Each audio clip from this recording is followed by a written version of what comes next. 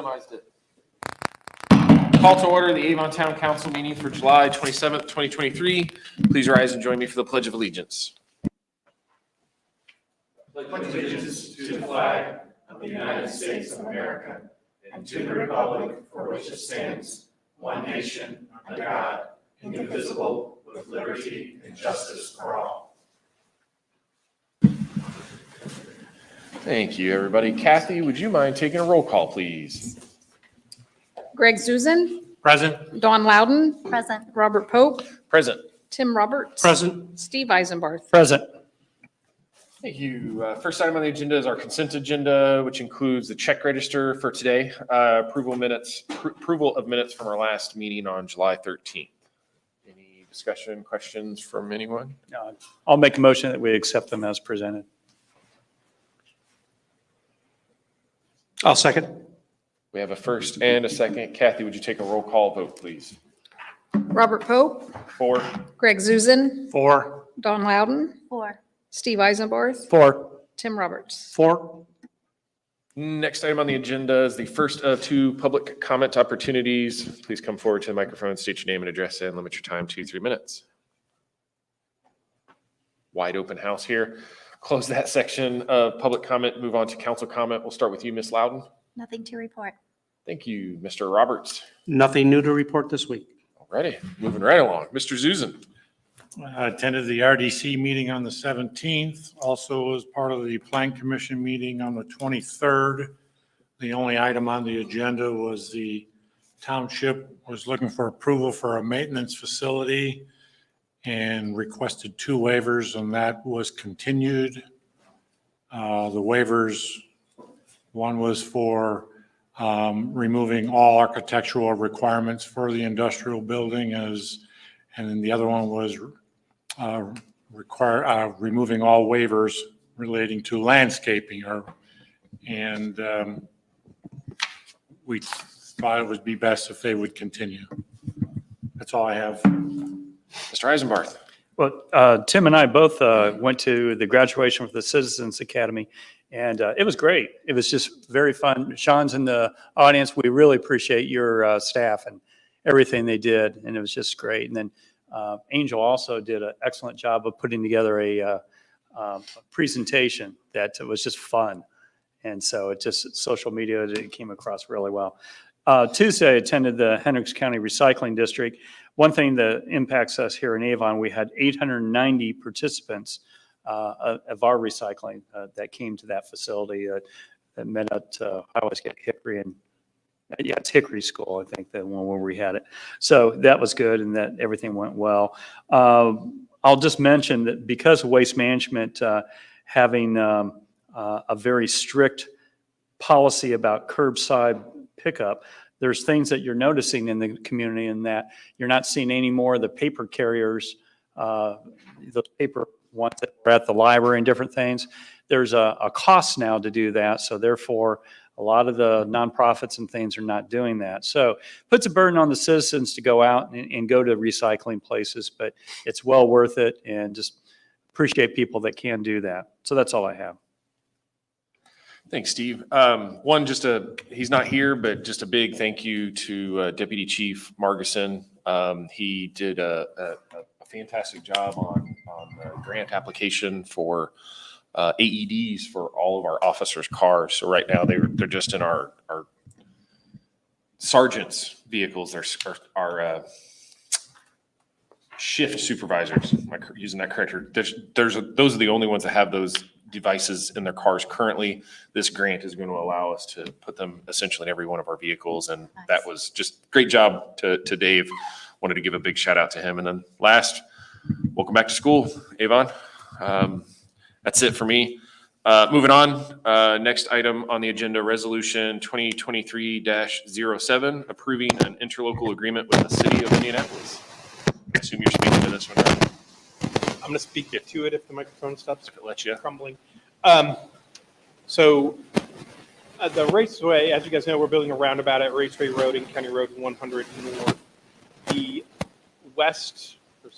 east leg of 100 North is actually Indianapolis's jurisdiction. So in order for us to construct, acquire right-of-way, or do any work within Indianapolis's right-of-way, we actually have to do an interlocal with them. So appreciate Mitchell's hard work and Anna and Dan as well, our whole legal team.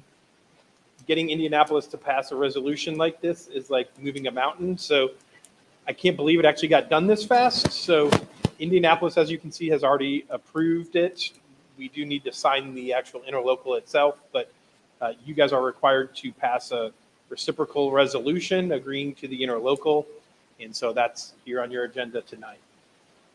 No, they are not contributing to the project. This is typically how it works. Raceway Road is the town's eastern boundary, and so state statute says that you are responsible for maintaining your eastern and your southern boundary. So it is Avon's responsibility to actually maintain Raceway Road and County Road 100 North. It just happens that that east side is still in Indianapolis' jurisdiction. There's no request from them for any certain type of project. I mean, dimensions of the road, depth of the road, or anything like that. No, we've shared it with their engineers, and we did share it with their council member as well, who represents that district. We have not received any comments back to them yet. If they do have comments, we'll try to incorporate those. You guys may recall back when we actually did the application, they did assist us in providing a letter of support for the actual application, because that intersection has been in the top 50 most dangerous intersections in the state of Indiana for several years. And so they did support us in that application, so that was appreciated. Any further questions? Any further questions? Exhibit A, I don't have it handy here, but that it's, was there anything unusual about it, interlocal agreement? Probably not. Okay, I just thought I'd ask that, that's all. And the interlocal agreement was actually drafted by our attorneys. And so Indianapolis provided us a version that they had done previously with Hamilton County, and our attorneys revised it, and then we submitted it back to them. Okay, The interlocal was drafted by us. sounds good. I make a motion to approve Resolution 2023-07, approving an interlocal agreement with the city of Indianapolis. I'll second. We have a first and a second. Any further discussion? No. Kathy, would you mind taking a roll call vote, please? Steve Eisenbarth, 4. Tim Roberts, 4. Robert Pope, 4. Greg Zuzen, 4. Dawn Loudon, 4. Next item is final reading, ordinance 2023-12, amending internal controls to adopt suspension and debarment policy. And I assume you're speaking to this one, Dan. Yes, this ordinance would create a suspension and debarment policy and make it part of your internal controls. You can see the policy, which is Exhibit A. The purpose of this is there is already a federal law which says that we may not, when dealing with federal funds, do business with contractors who have been either suspended or debarred from participating in such projects. Of course, you never know. So what we do when we have these agreements is we put a provision in the agreement in which we ask the vendor to make a representation to us that they are not suspended or debarred, and that if they become suspended or debarred later, that they would notify us, at which time we could promptly cancel the contract without penalty. And so although these provisions have been binding upon us, they are not part of our policy. We want them to be part of our policy because sometimes a project starts out as being non-federally funded, and then it becomes federally funded. And then you have a pickle because you don't have this provision in your contract. And that this happened to a lot of local governments when when the American Rescue Plan money came in, they started putting that money into various public works projects and then got into this problem. So this is an emphasis point this year in the SBA audit. We want to get ahead of that a little bit and take care of it. And so it's not really creating something we weren't bound to, but it's putting it in a different place so all of our department heads know. Be happy to answer any questions. Any questions for Mr. Taylor? Would anyone like to? This is final reading, so we're adopting it today. Would anyone like to make a motion? I'll make a motion. Ordinance 2023-12, amending internal controls to adopt suspension and debarment policy that we accept as presented. I'll second. We have a first and a second. Any further discussion? Kathy, would you mind taking a roll call vote, please? Don Loudon. 4. Steve Eisenbarth. 4. Robert Pope. 4. Greg Zuzen. For. Tim Roberts. 4. Next item on the agenda, final reading ordinance 2023-13, adopting a federal fund purchasing policy. Yes, this ordinance creates a purchasing policy to be used when we have received federal or state funds. These rules that are contained in this policy are already applicable to us. The State Board of Accounts has made this a point of emphasis for audit purposes for all federal and state funds. We have good reason to believe that next year the American Rescue Plan funds will be audited. And so, in order to get our ducks in a row, we want to make sure that we have adopted a purchasing policy which complies with federal law. Also, another benefit of adopting the ordinance and making your policy is then the rather complicated policies which are buried in the Code of Federal Regulations is somewhere where your department heads can actually find it and see it and use it. I'll be happy to answer any questions. Any questions for Dan? Would anyone like to make a motion? Make a motion that we accept ordinance 2023-13, adopting a federal fund purchasing policy as presented. Second. We have a first and a second. Any further discussion? Nope. Kathy, would you mind taking a roll call vote, please? Steve Eisenbarth. 4. Tim Roberts. 4. Greg Zuzen. For. Robert Pope. 4. Don Loudon. 4. Next item on the agenda, legal counsel report. Mr. Taylor? I have nothing new to report, but thank you. Alrighty. Next item on the agenda, second of 2 public comment opportunities. Please come forward to the microphone, state your name and address, and limit your time to 3 minutes. I thought there was a rule.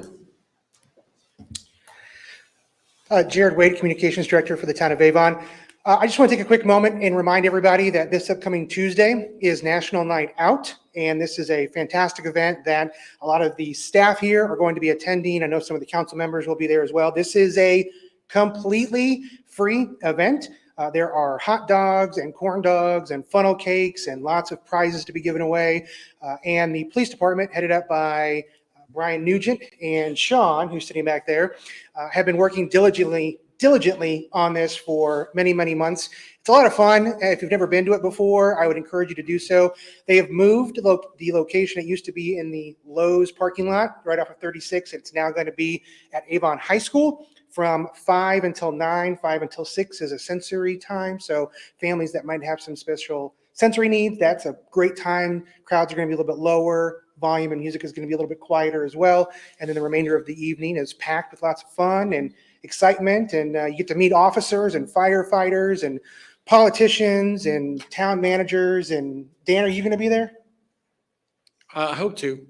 Oh, man, what a legal answer. I'll expect a shirt. My God, Well I want a done. shirt. If you're looking for more information, you can find it on our website, avonindiana.gov/National Night Out. And I'm happy to answer questions if you have any, but I don't think so. So enjoy National Night Out. Thanks, Jared. Seeing no one else come forward, we'll close that section of public comment, council comment. Next opportunity. Anyone else? Council calendar. Ryan? You do have a couple things. Jared did mention National Night Out, so he stole my thunder on that. We also have concert in the park on Friday night. For those of you who don't know, we do have a heat advisory. So if you're interested, they canceled it. Yes. Yeah. Jared is ruining my day apparently. So Because Welcome of, back. if you go to the concert in the park, I was Because of the gonna. weather. My next sentence was gonna be, "There's a chance they cancel it because of the heat," but apparently they made that call today. So no concert in the park for those of you interested in coming to concert in the park. And then again, work session, town council, 5:30 p.m. on August 10th, followed by town council meeting, 7 p.m. excellent. Thanks, everybody. Meeting adjourned.